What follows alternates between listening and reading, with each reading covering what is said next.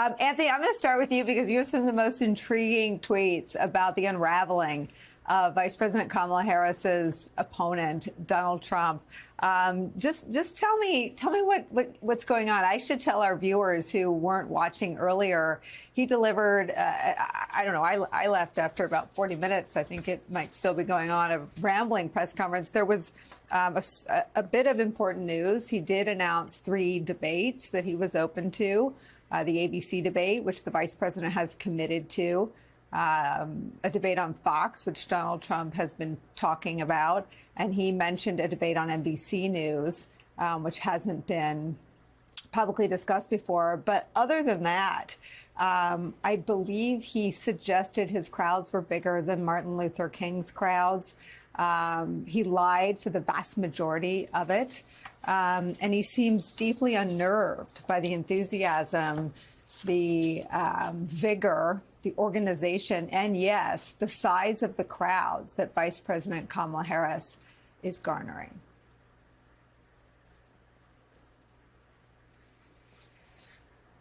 Anthony, can we hear you? Anthony, you're muted. I need you to start over and give us all that. All right, Nicole, one more time. I'm sorry. I had it on mute start because at the top. I didn't want to hear the lawnmower. No, what I was saying is that if he starts saying his crowds are bigger than Taylor Swift, then you know we're in, real psychotic territory. But listen, I before I got on, because I knew Jim was going to be on with me, Jim Messina, he saw the same thing I said. Just let him unravel. I mean, he was digging and digging and digging. And I'll just point out 3 quick things because I know him very well. He's very upset. He spent the last couple of days socializing ideas about campaign changes and strategy, which is why he's not moving around the country. He then went to his staff and said, let me show you how it's done. I'm the big alpha male narcissistic dog. Let me get out there and do some crazy Fidel Castro stuff for a couple of hours. And then when he does this with his hands, he's lying. Okay, this is the big tell. And he said, I'm way up in the polls. And he went like this, and he mentioned Rasputin and stuff like that. Or Rasmussen, not Rasputin. But you get the point I'm making. And this is all him telling you that he's now frightened, he's now cornered, and he's very angry. And so I saw what Jim Messina put out on social media, which I agree with. Let him keep digging. The Harris campaign, stay disciplined. You stay on your message. Let him implode. Anthony, let me just follow up with you. I mean, why isn't he campaigning in battleground states? He's hunkered down at Mar-a-Lago doing all the things you just described. But when he hits the road, he's going to Montana. Why? Well, I'll take him at his word that he says he's going up there for some kind of fundraiser, and he's going up there to help a senator up there. But I think the real reason why he's not out there is he hasn't found his message yet. He's tried to use the 2016 sexist playbook. He tried to build into that some racism, as he did at the NABJ thing. It's not working. And so rather than go out there and keep flubbing, he's searching for the right narrative, searching for the right messaging. He's going to have a lot of trouble, though. And I'll just point this out quickly. 20.2 million baby boomers have died since the 2016 election, and 40 million Generation Xers have been added to the voting scroll. So this is a totally different electorate. They're not going to tolerate the sexism and the racism that he spews. And I just want to say this, he called the vice president dumb at least 4 times today. And that is a sign of his racism. She's an incredibly qualified person. If you look at her credentials, you look at who she is as a human being, it is absolutely absurd that he's calling her that. And people need to call him on that and hand check him on stuff like that. I want to ask you one more question. What the Times and Post is reporting is certainly what you're describing. They describe sources close to Donald Trump describing him as, quote, unsettled, distracted, struggling to focus in the face of Kamala Harris's rise. It turns out that Tim Alberto's reporting on the entire architecture of the Trump campaign being about the ageism and the slurs and the smears that they plan to lob against Joe Biden, that there wasn't a plan B.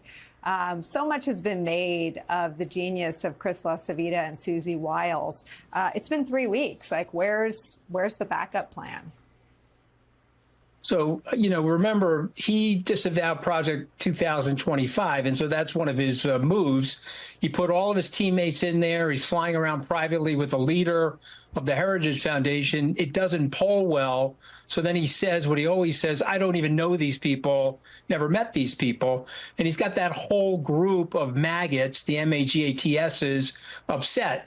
And so there's a civil war going on inside the campaign. Those people are after Susie and Chris. Susie and Chris are looking, saying, well, we could have an expiration date on our jobs now. This is how Trump thinks. It's a lot like George Steinbrenner, where you fire first, think last sort of thing. And so things are in disarray. He is calling around to his old campaign teams, people from 16 and 20. He's socializing ideas with them, and that's why he's on time delay. But just one more quick thing, because there's another tell from Trump. I'm not going to debate her unless it's Fox News. He's getting crushed in the polls, and so now I'm up for 3 debates. Okay, so he says two opposite things at the same time all the time. It worked in 16. It sort of worked during his presidency. It's not working now. People are tired of the repetitive act of it, and that's why he's flailing around right now, Nicole. I could tell you a lot because I travel with the guy, know the guy intimately. I can tell you exactly what's going on there. Well, I mean, I do like understanding, that this is the lie. Tell me if you see any signs that he's listening to anybody other than his own big brain, which was his answer, I think, when John Heilemann asked him where he gets his foreign policy expertise. Well, he's smarter than his generals. He's smarter than everybody. No, he does listen. He derides Jared, but he does listen to Jared. He does listen to Ivanka. He does listen to Susie Wiles. He may be upset right now because of the way things have turned. So I don't know if he's listening to her currently, but the big brain is the one that motivated him to make this press conference. This sort of, if Fidel Castro got married to Benito Mussolini, it would be Donald Trump and this press conference that he displayed himself with today. And so that's the big brain of Trump, telling his people, look at me, I'm going to show you how this is done. And by the way, he walks, I don't know if he's still talking or not, but when he leaves that stage, people are going to say to him, oh, sir, you did such a great job. And he's going to think he did a great job today. But that stuff is a tired act in 2024. It's not going to work the way it did in 2016. Good evening from New York. I'm Chris Hayes. Donald Trump is shook. With less than 90 days to go before the election, the race has taken a turn he clearly did not see coming. Last month, after the Republican National Convention, remember that? Just a few weeks ago? He was jubilant. I mean, Trump and his campaign clearly told every reporter they could, on and off the record, that they were going to coast to victory, that it was in the bag. In fact, Trump was already measuring the drapes in the Oval Office. Staffers were scrambling to call dibs on jobs in the administration. But of course, then, well, things changed. President Joe Biden did what few people thought possible, something remarkable and honorable, and decided to step aside from the race. The Democratic Party almost immediately coalesced around Vice President Kamala Harris as his replacement. The process to get to that point was wrenching, excruciating, and difficult, but it has very obviously transformed the race in a whole bunch of different ways. The Democratic campaign, with Kamala Harris rising to the top of the ticket, took in a record-breaking $310 million fundraising haul in July. Donald Trump raised less than half that amount over the same time period. The enthusiasm for the vice president has been palpable in the enormous crowds as she is growing in rally after rally after rally, and in the polling. A recent survey found that nearly half of all voters say that Harris becoming the nominee makes them more motivated to go to the polls. And there's been a definite shift in the numbers in the head-to-head polling. Harris now leads in the polling average nationally by more than 2 points. Joe Biden was down by more than 3 points before he dropped out. That's a 5-point swing, just doing the math in my head. And 5-point swings in an electorate this polarized are an enormous deal. The dynamics of this election have also been fully recast. With President Biden no longer running, Donald Trump is now the only elderly man in the race. He would be the oldest president ever inaugurated if he wins in November. He would have the nuclear codes at the age of 82. With the focus shifted away from Biden, it is easier to see that underneath the fake tan and the strange hairdo is a 78-year-old man, a man well past retirement age, seeking the most demanding and stressful job in the world. Don't forget, running for president, just running for the job, is about as exhausting an endeavor as you will find. I mean, at least normally the way it's done. And Donald Trump really does seem to be feeling it, which, no shade, I think I would be too if I were him. I mean, this week, he is doing exactly one campaign event in the solid red, safe state of Montana. Meanwhile, he's dumped the usual grueling travel schedule on his 40-year-old running mate, following Kamala Harris and Tim Walz over the country in what the nation just dubbed a stalker tour. Today, Trump's sole public activity, the only thing he did publicly to campaign for president, did take him quite far, all the way down the hall of Mar-a-Lago to hold a press conference in front of a select group of reporters. The typically rambling, hour-long event took place in the dark and cavernous main living room, with Trump flanked by an ornate piano and two candelabras. The vibe a mix of Liberace and vampire. Looking really worn down and spent and exhausted and like a man who is just not having any fun, the former president floundered from one absurdity to the next. We have a lot of bad things coming up, and we're very close to a world war. In my opinion, we're very close to a world war. We were given Joe Biden, and now we're given somebody else. Heavy into the transgender world, heavy into lots of different worlds. You have people dying financially because they can't buy bacon. Everybody's going to be forced to buy an electric car, which they're not going to do because they don't want that. We have commercials that are at a level I don't think that anybody's ever done before. Nobody's spoken to crowds bigger than me. If you look at Martin Luther King, when he did his speech, his great speech, and you look at ours, same real estate, same everything, same number of people, if not, we had more. President Xi of China and I were very good friends. We met right here, right in that, except we had a beautiful sofa there. It's a hard room because it's very big, if you know. So this is worth $18 million. I know Willie Brown very well. In fact, I went down in a helicopter with him. We thought maybe this is the end. Trump was right about everything. I have been right about a lot. Not right about going down in a helicopter with ex-San Francisco Mayor Willie Brown, something that, had it happened, we would know about. Willie Brown, of course, saying today that, of course, never happened.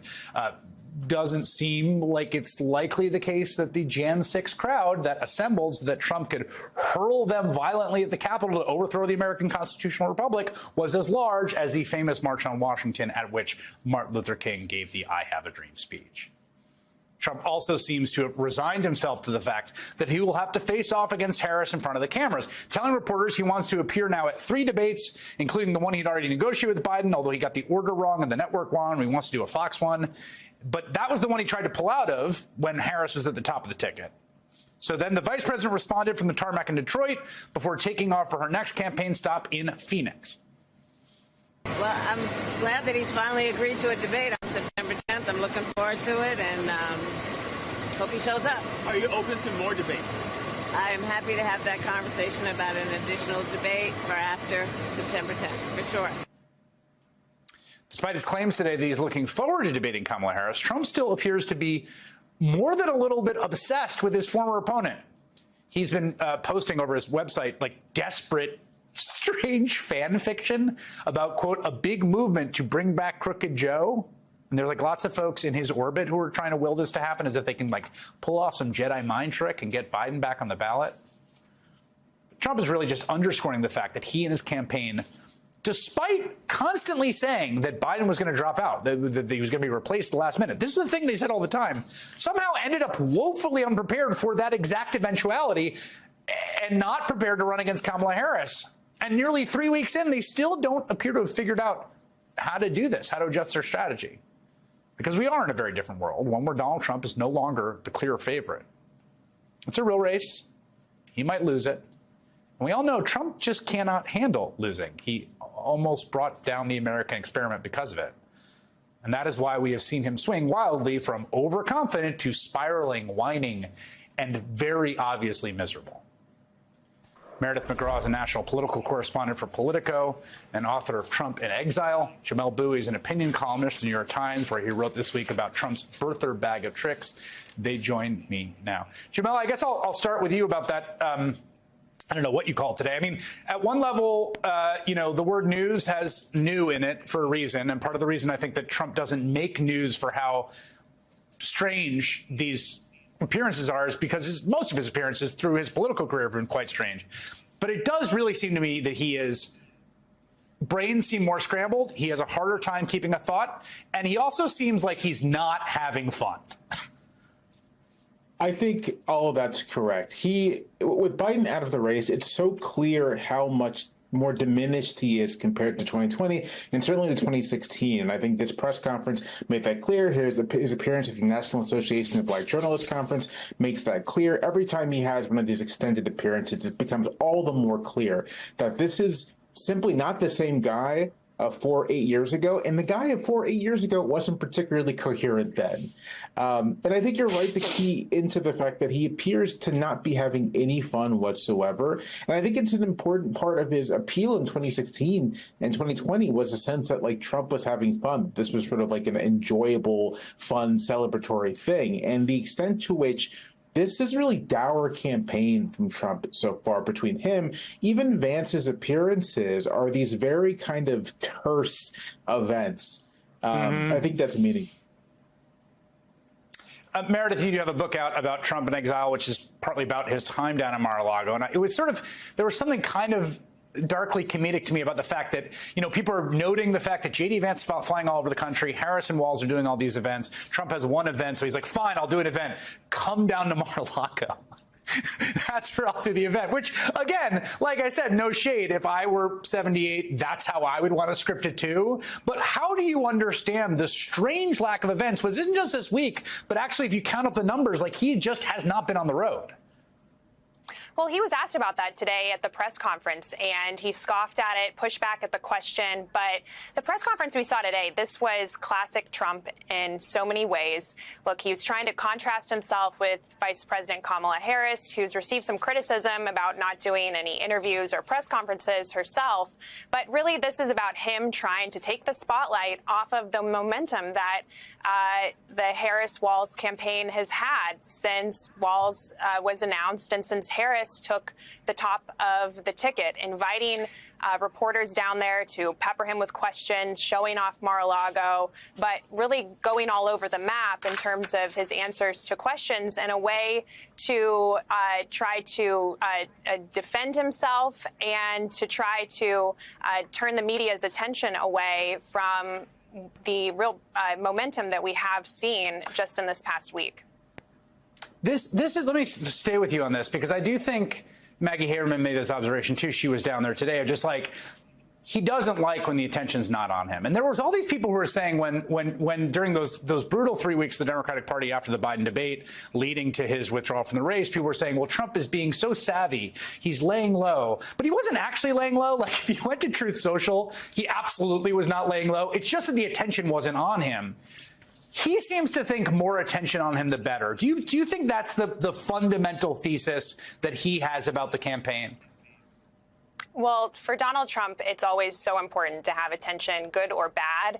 And, if you think just 3 weeks ago where the Republican Party was, Donald Trump just got the nomination in Milwaukee. There were balloons flying, smiles. The Republican Party was simply confident and gleeful at the idea of going up against President Biden in November. And so much has changed in a short matter of time. And the Trump campaign has tried to argue that the fundamentals of the race haven't changed here. But you saw in the press conference today when Trump was asked about poll numbers, he acknowledged that Vice President Kamala Harris is getting a lot of attention and support from Black women. And it was sort of a tacit acknowledgement of the state of the polling and the new state of the race now that Harris and Walz are on the ticket. Donald Trump still really wants you to believe that he has nothing to do with Project 2025, the right-wing manifesto for his second presidency. But take a look at this. That is Donald Trump on a private plane in April 2022 with Kevin Roberts, the president of the Heritage Foundation, the organization behind Project 2025. They were traveling together to a heritage conference where Trump spoke. At this point, the Trump-Vance effort to run away from their ties to Project 2025 are frankly laughable. J.D. Vance wrote the foreword to Kevin Roberts' book. The publication of that book has now been postponed until after the election, of course. That's because they don't want you to know what they stand for. But Project 2025 is literally available online. And it's important to know what is in it, since it is the real Trump 2025 agenda. And it is a stark contrast to what Democrats are offering, like what it would mean for American workers and organized labor. Today, the Harris-Walz ticket was in Michigan, meeting with members of the United Auto Workers, just one of the many unions to endorse Vice President Harris and Governor Tim Walz. Look, and this thing of playing dumb while he sits on the planes with these billionaires and says I don't know anything about Project 2025. I just fly on the planes with them. You know what it's going to do. One of the goals of that, plain and simple, and they know this has been going on forever. Get rid of labor unions and get rid of the voices that we bring. They can do whatever the hell they want then. Governor Walz knows what he's talking about. He is a former union member as a teacher, and as governor, he showed up at a picket line alongside striking auto workers last fall. So what does Project 2025 want for America's workers and organized labor? Well, to allow states to ban labor unions, as you just heard Governor Walz say. It would ban all public employee unions. It would also let states waive national minimum wage and overtime laws and eliminate child labor protection so that kids could work in places like mines and meatpacking plants. Joining me now is Jody Calamine, Director of Advocacy for the AFL-CIO. Thank you so much for being here. Let me just add one more thing. Project 2025 calls for Congress to pass something called the Teamwork for Employees and Managers Act, or TEAM Act. It's a bill that undermines union bargaining power. Guess who two of the sponsors are? Marco Rubio and J.D. Vance. J.D. Vance also opposes the PRO Act, which would expand protections for workers who want to unionize. This is scary stuff, and it would really hurt a lot of workers. Your thoughts? Absolutely. Thank you, Joy, for having me on here. And thank you for doing all this work, exposing Project 2025 to the country. It's vital that people know what's in here. Project 2025, as you have pointed out, it's a 900-page document. There are a lot of weedy details in there. And as you go through it, you can get lost in those weeds. And I would like to lay out the bigger picture for labor that's in that document. I think their proposals fall into a few buckets that when you take a look at them, overall, it will reimagine our society, reimagine our lives in a very dark and twisted way. Like you said, there's a category of proposals that sort of eliminate the floor from workers. That is, they want to go after minimum wage, overtime. They want to go after child labor laws. They want to turn more people into independent contractors, so they have no rights whatsoever. Now, we've been seeing those kinds of proposals for years from anti-worker organizations. And so, that we've seen those before. But what we haven't seen before is the rest of it, which I think is very, very nefarious and dangerous. And not to say that the rest isn't. And I'd love to talk you through a bit of those other categories of proposals. Please do. No, please, please. So the second category of proposals have to do with civil rights. They're going after workers' civil rights. They go after an agency or an office within the Department of Labor that does really strong civil rights enforcement against federal contractors, but they leave the EEOC in place. And the reason they leave the EEOC in place is they want to turn Title VII on its head and weaponize it against diversity, inclusion, and equity. They want to weaponize it against employers that put on anti-harassment and anti-racism training. In other words, they want to normalize everyday racism and sexism in the workplace and in society. So that's civil rights. Then they privilege employers who are religious, that is, religious bosses. And so those religions will trump the civil rights of workers. If you want a job, if you want to keep your job, if you want to get promoted, you better comply with your boss's religion. And then, as you pointed out, the TEAM Act, which is incredible when you dig into like how that fits into the bigger picture. When they go to labor law, they're going to weaken private sector unions and replace them with unions controlled by companies. And then they want to totally eliminate public sector unions. Wow. I mean, this is scary stuff. And again, it goes right back to this sort of religious indoctrination and like you said, trying to take us back to like the 19th century, which they thought was, I guess, the ideal era. Just to let you all know, viewers, who would be affected, how many people in swing states. In Michigan, there are 564,000 union members. That's 12.8% of all wage and salary workers. In Pennsylvania, it's 749,000 workers, 12.9% of the working population. In Wisconsin, it's 205,000 union members, who are 7.4%. Nevada, it's 171,000 union members, 12.4%. President Biden won these states in 2020 by, small numbers, 154,000, 81,000, 20,000, 33,000. So this is literally the difference, Jody, in whether or these states' workers will be able to afford their lives, will be able to work without persecution, will be able to work at all. Absolutely. And if you're a union member and you're watching, here's a proposal to keep in mind. Everybody's going to have another contract coming up, another set of contract negotiations coming up. One of the proposals is to turn all of our employment laws into something negotiable. They won't be a requirement anymore. Here's how that will play out. You're building up to go fight for a 10% raise because of rising prices in daily living. You want a 10% raise. When you show up at the bargaining table, Project 2025 and the second Trump administration will have made it legal for that company, for your employer, to make their opening wage proposal to be 10 cents an hour with no overtime pay.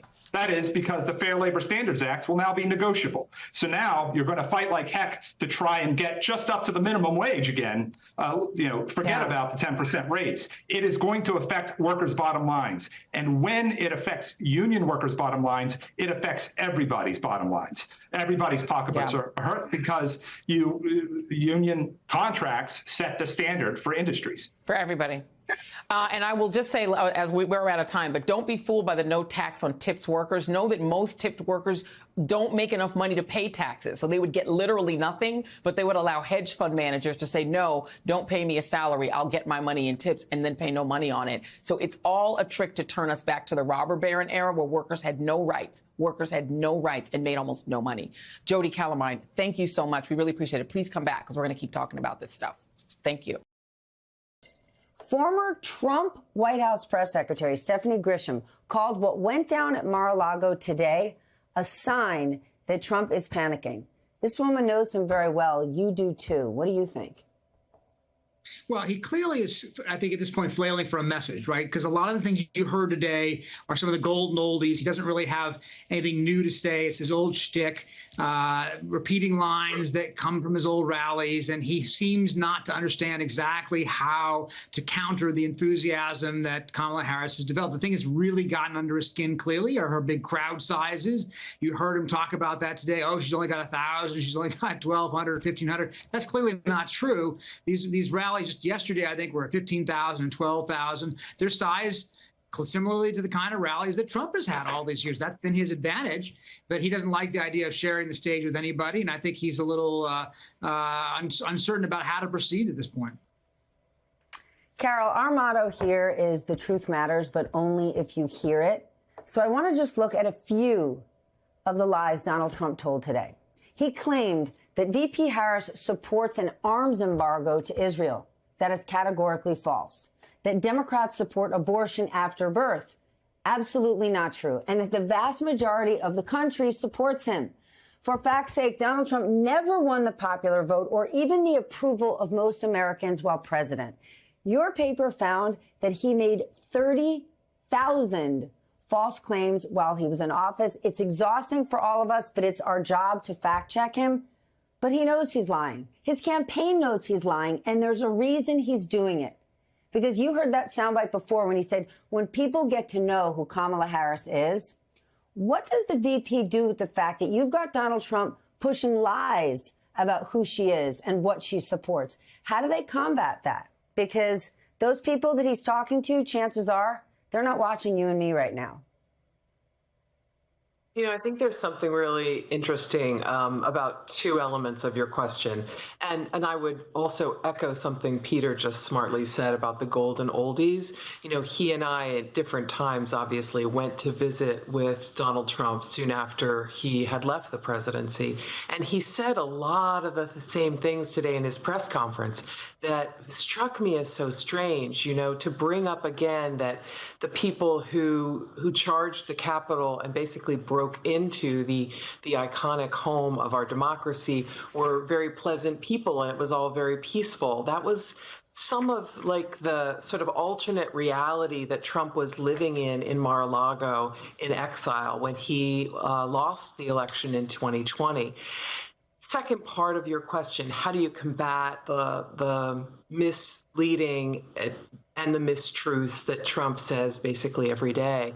I think what's interesting is that Kamala Harris has chosen a vice presidential candidate who, like her, has a kind of cut to the chase kind of messaging, which is, here's what we are, here's what we're doing. And that self-definition, as opposed to let's talk about Donald Trump, that self-definition is resonating. We care about kids who go to school and aren't hungry. Yeah, what monsters are we, said Tim Walz. We are trying to make sure that there's equity and people get paid well and fairly for their time and their work. And we're trying to ensure that people have good health care and good health care coverage. This kind of self-definition and sort of turning away from Trump's sort of self-referential description of America is seeming to really have a lot of bounce. I don't know that you're ever going to change, Steph, the minds of people who agree with Donald Trump so much that they ignore the facts in front of their faces. It is just not true that most Americans are perfectly happy that Roe v. Wade was overturned. That has really energized a lot of young voters and female voters and mom voters all over the country, including in swing states. I think this point is, again, of the Harris-Walz campaign is we're going to say what we are rather than fight Donald Trump in his large lobby in Mar-a-Lago. Yamiche, you have been on the campaign trail with her. How would you categorize how VP Harris is countering Donald Trump's attacks? I think she's doing a little bit of both things that Carol was just talking about. She is both defining herself, saying that I have a vision for America that is inclusive, that's going to really be something that's going to better the lives of all people and especially middle-class Americans. And she's really sort of talking about the things that she wants to accomplish.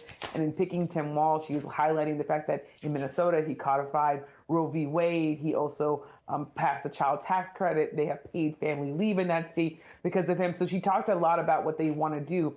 But there is also a very clear message that they are also attacking Republicans. And of course, in particular, former President Donald Trump and J.D. Vance, talking about the fact that she thinks that he's a fraudster, a cheat, an abuser of women, leaning on the idea that she's a prosecutor and he's a criminal. So there is, I think she's doing both things. And I think the other thing that the Harris campaign is doing is not waiting to sort of respond to former President Trump. They are trying as best as they can, I think, in real time to counter the things that he's saying very quickly. So today he was talking about her and sort of attacking her. She was at the UAW in Michigan. She was able to really quickly say within an hour or so or 2 hours to say, I still want to debate him and I'm open to other debates after we get through the ABC debate.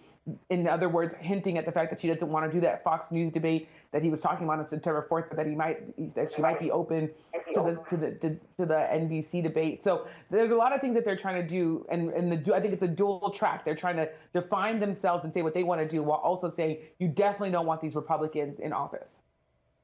Well, he's also calling her barely competent and saying she's unwilling to do any interviews. We heard Garrett Haake a moment ago say the campaign absolutely has plans. It's that they've only been in this position for the last 11 days. What can you tell us, Yamiche? That's right. So I talked to a number of aides about this, especially one this morning, and that person was really close to sort of the thinking of the media engagement for Vice President Harris, who's in touch with her daily and directly, said that her and Tim Walz want to do a joint interview in the next few weeks. It might be before the Democratic National Convention, but this person said that it was likely not going to be before the DNC, that it was likely going to be after, though that's still a possibility. They also said that they want to do not just national media and local media and traditional media. They also want to be in charge of and talk to people who are on social media as influencers in places like TikTok and Snapchat. The other thing that I've been hearing is that a lot of stuff has been going on for the last 2 weeks. First, she had to pick a running mate. She also had to go out and sort of define herself on the campaign trail. And then once they were together this week, her and Tim Walz have been on the road for the most part, going to do this battleground tour.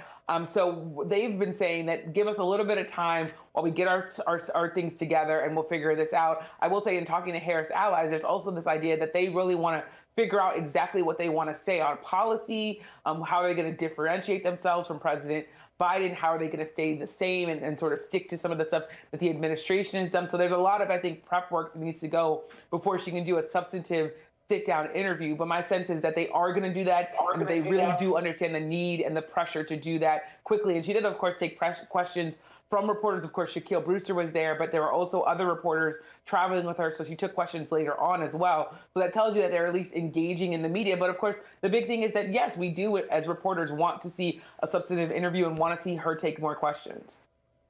All right, let's talk about the debate, or debates, plural, potentially. Donald Trump has now reversed himself, and he's agreed to debate Kamala Harris on ABC. But now he's saying he wants more debates in the future. Peter, do you buy this? Does Donald Trump realize that he's a convicted criminal who'll be going up against a seasoned prosecutor? It's not like she folded when she was up against Mike Pence in 2020, or when she was running for president. One of the strongest parts of her campaign was when she was on the debate stage. That was kind of her highlight. Yeah, look, the one who wants a debate typically in a presidential contest is the one who's trailing, who needs to find some way to reorient, to recalibrate their campaign, to change the momentum, to change the conversation. So I think that's why you saw him today suddenly eager to have these debates, because, in fact, a number of polls have shown that she has surged. And there's the one you showed earlier from CNBC showing that she's cut his lead to 2 points. There's another one from Marquette University Law School today showing that she actually has a 6-point lead over him. So it depends on the poll, but clearly she has cut away the lead that he had over Biden. And obviously that's something that has affected his calculations here. So he is thinking maybe he wants to get on a stage with her. And he also, I think, enjoys the attention. Let's face it. He likes to be on a stage. And he's not going to get another opportunity at a national audience without a debate, because she still has a 4-night convention coming up. His 4-night convention's over. It was focused on Joe Biden, which therefore is kind of, meaningless at this point for him. So the only chance he has left to have that kind of a big national audience of tens of millions of people in a single setting is going to be a national debate. Joining us now is Philip Bump, national columnist for The Washington Post, and Charlie Sykes, an MSNBC contributor and columnist. Good evening to both of you. Thank you for being here. Don't know where to start. That was quite an adventure with Donald Trump today. Sort of a press conference, mostly just the rambly mess that Donald Trump has sort of become. Charlie, what do you make of what he's trying to do here? Well, after it was over, after that hour-long ramble, I thought to myself, what did we just watch here? What just happened? Is he okay? I mean, clearly he's suffering from a very severe case and apparently a debilitating case of crowd envy. But once again, I'm struck by the asymmetry of our politics, because if Joe Biden or Kamala Harris had come out and given a performance like that, there would be serious discussion about, do we need to make a change at the top of the ticket? Do we need an intervention? And it really was interesting watching this sort of low energy, rambling, shrunken Donald Trump. This is what Donald Trump looks like when he is losing. And the contrast, the split screen with Kamala Harris and Tim Walz is inescapable, because, there was no joy in Mar-a-Lago today. Philip, let's talk about, Charlie said it's low energy. It's rambling. Even all his rallies are rambling now. It's kind of weird. Like, he just kind of goes from sharks to batteries to, whatever he wants to talk about. But you published a piece in which you said Trump is not campaigning as hard as he used to. He's not keeping up the pace. Now, some will argue because he thinks he's got this thing or had this thing wrapped up. Is there more to it? Yeah, we don't really know, right? I mean, it's to paraphrase the vice president, it's hard to read Trump's mind at any point in time. So it's not really clear. But yeah, I went back and looked at what he'd been doing in 2016, what he was doing in 2020. 2016, he, especially starting in August, he just had this battery of rallies, just rally after rally, multiple rallies on single days, multiple times over the course of the month. In 2020, even with the COVID restrictions, he was still doing telephone rallies, and he's still, of course, doing all the presidential things, going to South Dakota on July 4th and doing a huge event there. There are all these manifestations of him as a candidate that we simply don't see now. We've got J.D. Vance trotting along behind Kamala Harris and Walz as they go across the country. And it's just not the same thing. He insisted during that press conference today that he was waiting for the Democrats to have their convention or whatever, which doesn't really make a whole lot of sense. But that's what he said. So we'll see if it picks up once the convention's out of the way. But no, I mean, there's no obvious explanation for it. He has nothing else to do. What's he doing? He's sitting in Mar-a-Lago, right? It's not like he's president. It's not like he has a job. He should be out there campaigning, yet for some reason he isn't. The crowd size thing is interesting, Charlie, because it's a go-to for him. It has been. I mean, people forget this was the first press conference Sean Spicer ever gave was about alternative facts and crowd sizes. But he's talking about enthusiasm. When you have to tell people you have more enthusiasm than they have, you're getting yourself into trouble. Initially, with the enthusiasm behind Kamala Harris, some conservative critics said it's manufactured. Turns out it's a lot more organic than people thought. That said, we're still some distance away from the election. Right. What has to happen now? There's the enthusiasm. There seems to have been an enthusiasm bump with Tim Walz. There's going to be the convention. That'll be a natural, at least bump or steadying force. What happens after that? Well, I mean, then you have to execute. Then we'll see whether or not this actually translates into the ground game, into the turnout. And at this point, nobody knows whether we're talking about a sugar high or whether we're talking about a fundamental reset of this campaign.